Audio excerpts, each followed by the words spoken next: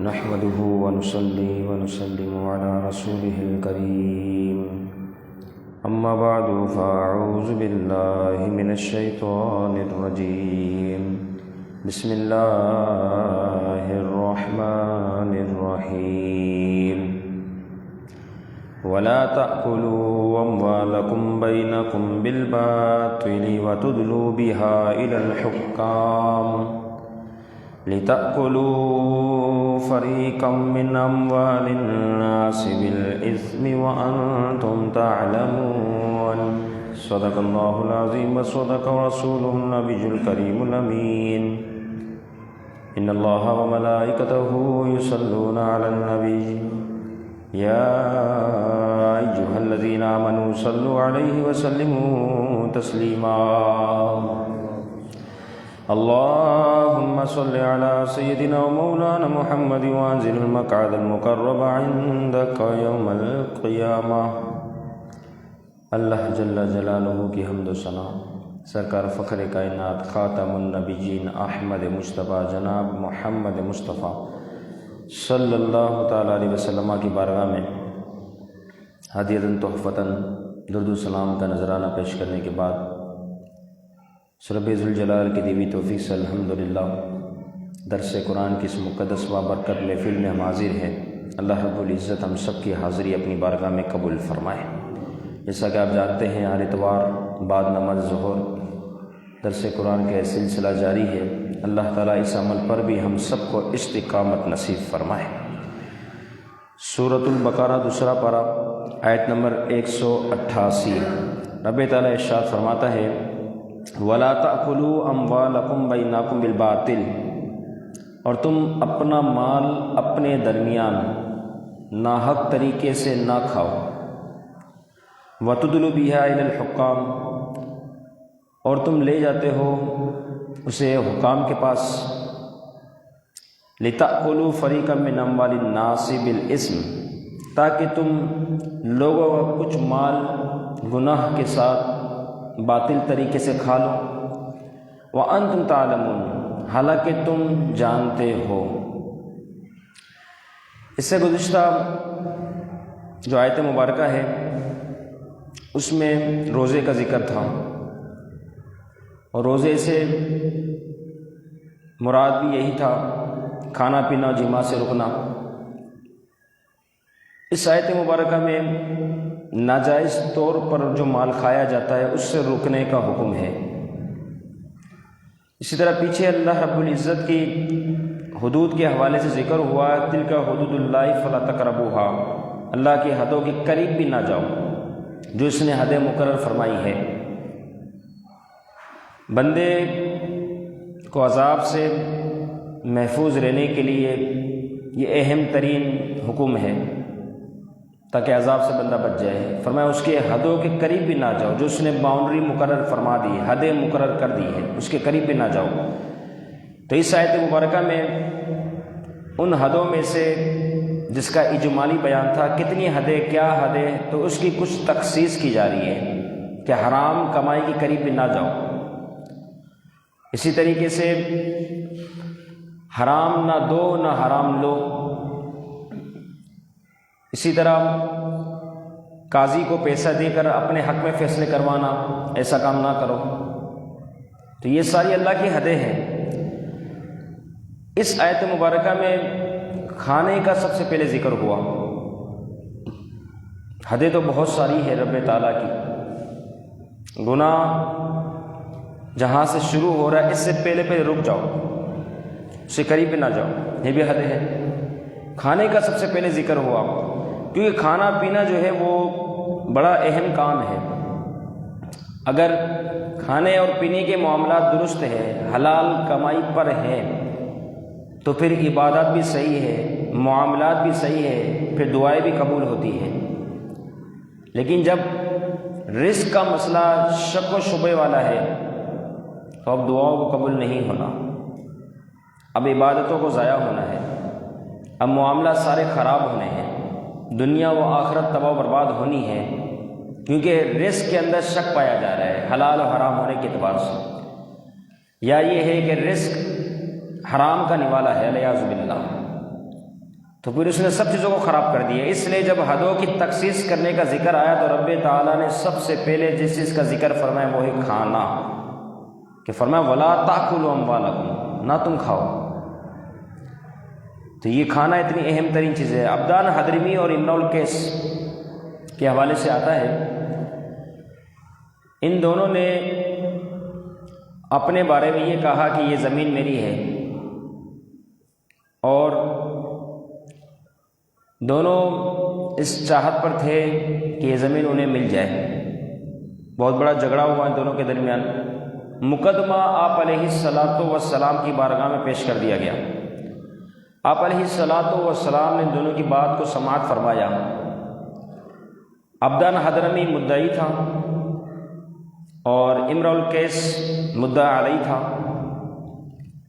اب مدعی وہ دعویٰ کر رہے میری زمین ہے، کس پر؟ امرؤ القیس پر، جو کہ مدعا علیہ تھا کہ اس نے اس پر قبضہ کیا ہوا، زمین تو میری ہے۔ بہرحال ان کا تنازع بہت بڑا تھا۔ آپ علیہ السلام نے فرمایا مدعی کے لیے البینۃ علی المدعی والیمین علی من انکر، کہ مدعی اس کے ذمہ ہے کہ وہ گواہ پیش کرے، دعویٰ دائر کر رہا ہے نا تو گواہ دے۔ اب عبدان حضرمی کے پاس گواہ کوئی نہیں۔ جب گواہ پیش نہ کر سکے مدعی، تو اب حکم یہ ہوگا والیمین علی من انکر، کہ جو انکار کرنے والا ہے نا، یا مدعا علیہ انکار کر رہا ہے کہ ایسی بات ہی نہیں ہے، تو اس کے اوپر اب قسم لازم ہے کہ اب وہ قسم کھائے کہ ایسا معاملہ نہیں۔ یعنی قسم کتنی بڑی شے ہے۔ امرؤ القیس نے جب اس بات کو سنا کہ قسم کھانی ہے، وہ تیار ہو گیا، راضی ہو گیا، قسم میں کھا لیتا ہوں۔ جیسے قریب تھا کہ وہ قسم کھاتا، آپ علیہ السلام نے قرآن مجید کی آیت مبارکہ تلاوت فرمائی، ان الذین یشترون بعہد اللہ وایمانہم ثمنا قلیلا، بے شک وہ جو تھوڑے داموں اپنی قسموں کو اللہ کے وعدے کو بیچ دیتے ہیں، یا تھوڑی قیمت میں جو ہے وہ بالکل معمولی رذیل قیمت میں جو ہے وہ اپنی قسموں کا اور اللہ کے عہدے کا وعدے کا سودا کر دیتے ہیں، تھوڑی قیمت خرید کر اپنا وعدہ دے دیتے ہیں۔ بس یہ آیت تلاوت کرنی تھی، امرؤ القیس کی آنکھوں میں آنسو آ گئے، وہ رونے لگا۔ اس کو دیکھ کے عبدان حضرمی بھی رونے لگا، یہ دونوں رونے لگے، اور روتے روتے امرؤ القیس نے یہ کہا کہ یہ زمین عبدان حضرمی کی ہے، اسے دے دو، یہ میرا بھائی ہے، ان کی زمین ہے۔ عبدان حضرمی نے جب اس بات کو سنا، امرؤ القیس ان کے بارے میں یہ کہہ رہے ہیں، انہوں نے کہا یہ میرا بھائی، آپ یا رسول اللہ میری زمین کو دے دیں۔ دونوں ہی راضی ہو گئے، یہ کہتے ہیں اس کو زمین دے دی جائے، یہ کہتے ہیں اس کو زمین دے دی جائے۔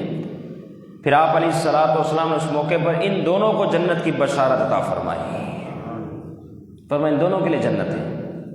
کتنی مقدس وہ ہستیاں تھیں کہ قرآن مجید کی آیت مبارکہ کا ایک جز سنا ہے لیکن آنکھوں سے آنسو جاری ہو گئے۔ اب آگے غلط بات نہیں ہو سکتی کہ یہ زمین میری نہیں ہے، میں اس پہ قبضہ کرنا چاہ رہا ہوں، نہیں، اب تو یہ آپ کی ہے، اور جس کی اپنی زمین ہے وہ بھی کہہ رہے نہیں، آپ نے میرے لیے قربانی دی لہٰذا آپ کی ہے۔ کتنی مقدس ہستیاں تھیں۔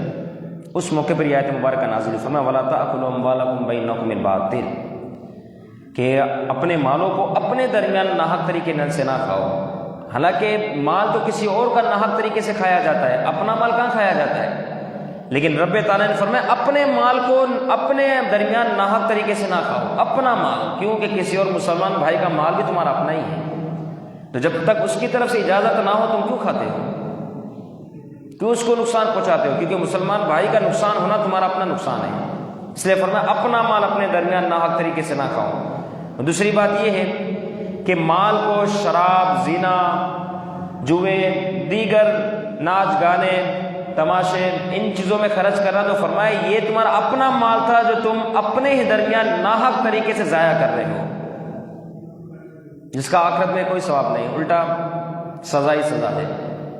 تو اس وجہ سے فرمایا اپنا مال اپنے درمیان ناحق طریقے سے نہ کھاؤ۔ لہذا جس شخص نے سنیما گھر کی ٹکٹیں بک کروائی، ناچ گانے کا پروگرام بنایا علیہ باللہ، تماشا وغیرہ یہ وہ، تو یہ اپنا مال اپنے ہاتھوں سے اپنے درمیان ضائع کرنے والا شخص ہے۔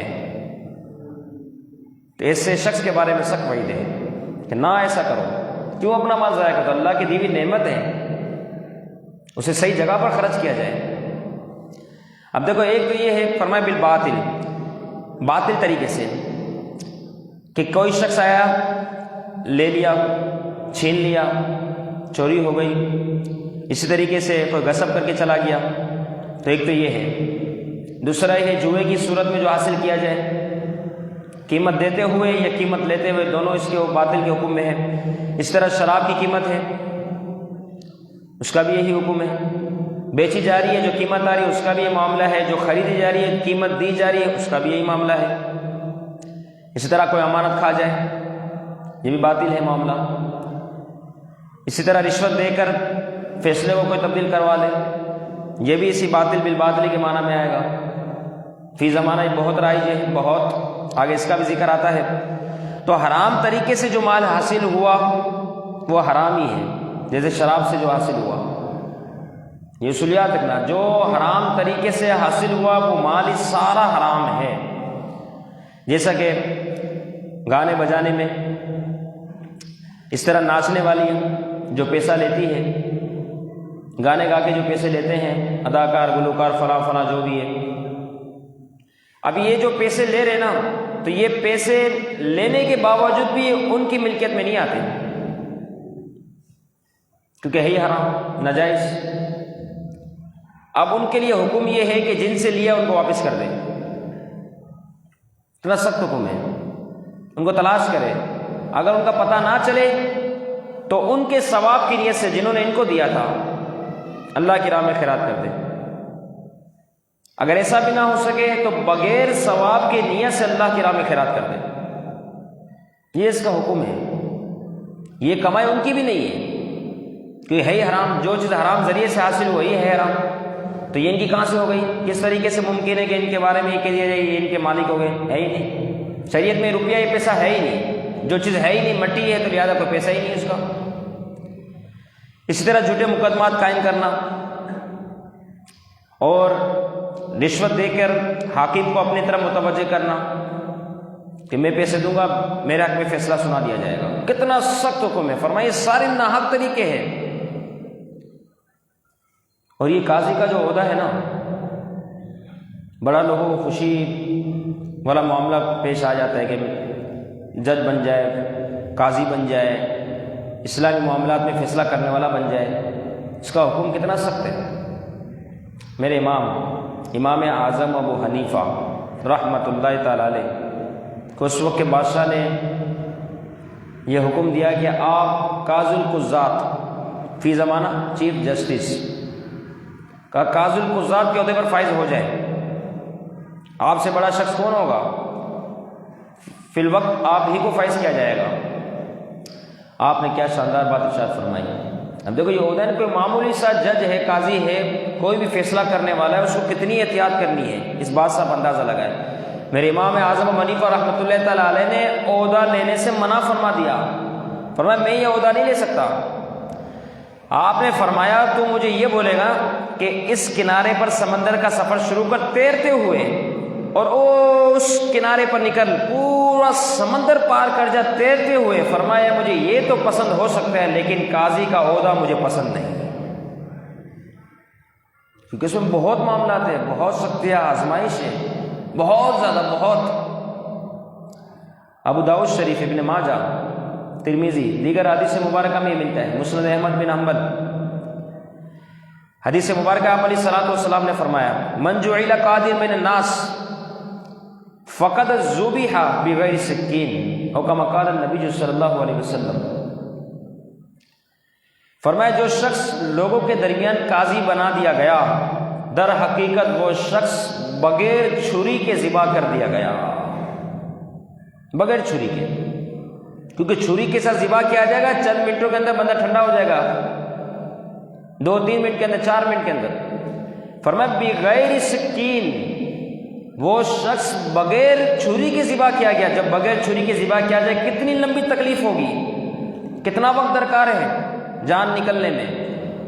تو فرمایا جس شخص کو قاضی بنایا جاتا ہے اس کا معاملہ اتنا سخت ہے، وہ اتنی خطرناک شے پر موجود ہے، اسی لیے میرے امام نے منع فرما دیا۔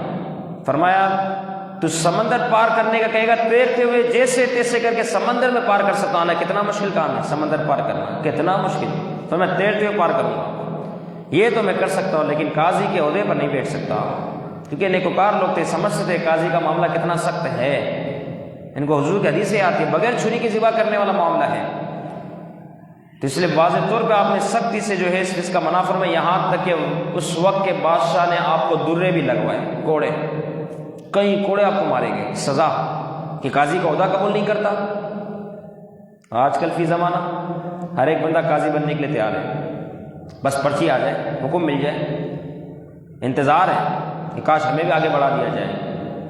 اتنے سخت معاملات ہیں، اتنے سخت۔ یہاں قاضی کا معاملہ، میں تو یہ کہتا ہوں کہ یہ جو الیکشن کی صورتوں میں سیٹیں وغیرہ کے جو معاملات ہوتے ہیں، چیئرمین ہے، ناظم ہے، نائب ناظم ہے، صوبائی اسمبلی، قومی اسمبلی، یہ سب ایک علاقے سے ایک شخص اگر کھڑا ہوتا ہے تو پورا علاقہ اس کے ماتحت ہے۔ اب اس شخص کو چاہیے کہ پورے علاقے والوں پر نظر رکھے، کیا ہو رہا ہے، چوری چکاری تو نہیں، حرام خوری تو نہیں، سود خوری تو نہیں، شراب خوری تو نہیں، یہ سارے معاملات تو نہیں، اس کے علاوہ محلے والوں کے کیا مسئلے مسائل ہیں، کیونکہ بروز ہمیشہ اس سے سوال کیا جائے گا، بتا تو اس جگہ کا بڑا تھا، تو نے کیا کیا، لوگوں کے ساتھ تیرے معاملات کیسے رہے، جب لوگ تکلیف میں تھے تو بڑا راحت میں تھا، حالانکہ ان لوگوں نے تجھے منتخب کیا، تو بتا تو نے اس کے لیے کیا کیا۔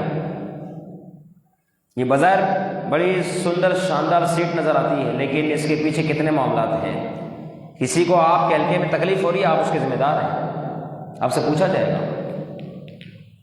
حتی الامکان کوشش کی جائے کہ بھائی لوگوں کے معاملات حل ہو، تو فرمایا اس طرح نہ ہو کہ کچھ اس سے پیسے بتوڑ لیے، کچھ اس سے پیسے بتوڑ لیے۔ قاضی کے معاملات اتنے سخت ہے، کیونکہ قاضی ہی کا تو وہ معاملہ ہے کہ اگر نیت خراب ہو جائے، دنیا و آخرت تباہ برباد ہو گئی۔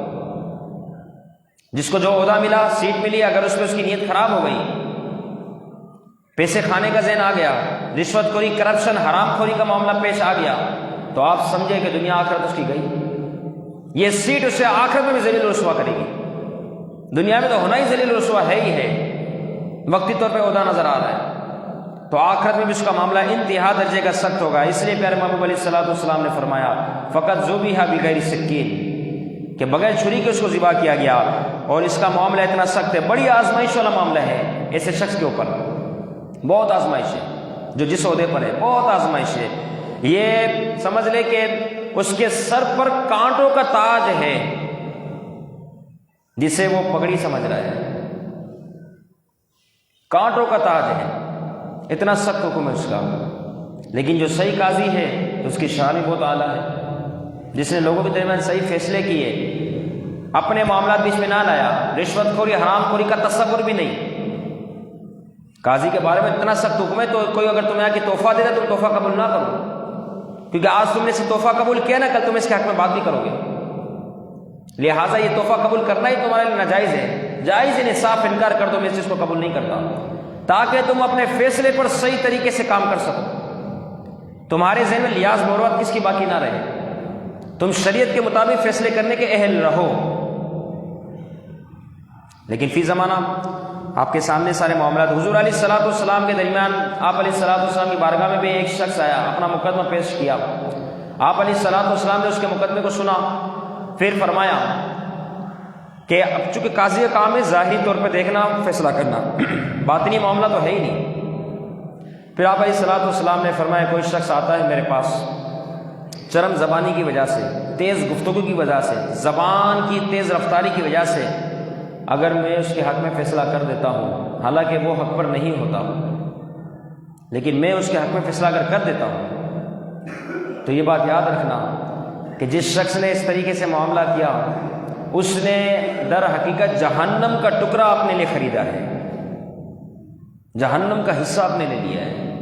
یہ خوش ہو کے نہ جائے کہ میں جیت گیا، نہیں، وہ تو ہارا ہوا تھا پہلے ہی، لیکن چرم زبانی کی وجہ سے، تیز گفتگو کی وجہ سے اگر اس کے حق میں فیصلہ دے دیا گیا، اور اس کا بھائی جس کے حق میں فیصلہ آنا تھا وہ نہ آیا، تو یہ جو شخص جس کا معاملہ تھا ہی نہیں، اگر وہ یہ چیز جو جس کا کیس بنتا ہی نہیں تھا، اگر وہ جیت گیا ہے، تو فرمایا وہ جہنم کا ٹکڑا اپنے لے کے جا رہا ہے۔